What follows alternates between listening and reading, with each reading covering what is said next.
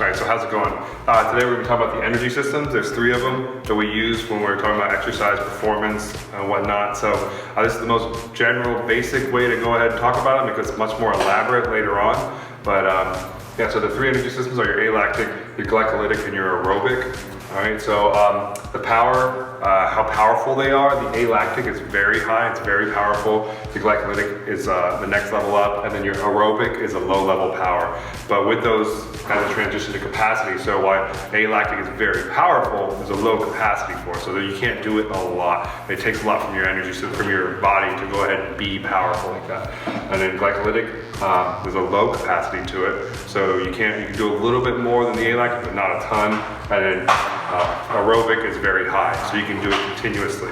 And as we start talking about your time and examples, when you start talking about alactic, you have 15 or seconds or less, right around there, give or take on the individual, but roughly 15 seconds or less per. So that comes out to about 5 to 100 meter sprints. And you gotta think, so that's where we talk about the power, very powerful. 5 to 100 meter sprints, explosive movements, but you can't repetitively do them. So that's where your work capacity is very low.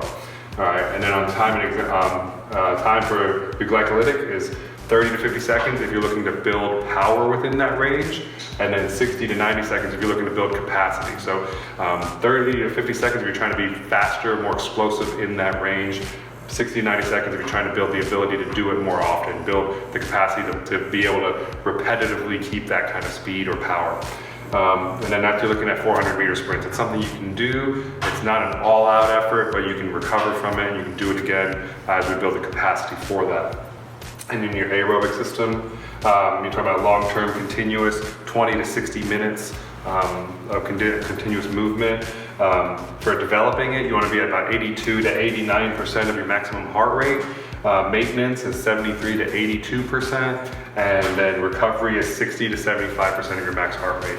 So that means you have to find your max heart rate and go from there in order to work in these ranges. And remember, the ability to recover on all your energy systems comes from your aerobic system. So your ability to recover from sprints, from being explosive and powerful, comes from your aerobic system. So even if you think, oh, I'm a power lifter, I don't need to, your ability to get continuous bursts of heavy weight comes from your ability to recover, and that recovery comes from your aerobic system. So that doesn't mean you need to go out for a long run, especially if you're one of these power athletes who go ahead and do like Olympic lifting, powerlifting, those types of things, or even football players like linemen and whatnot.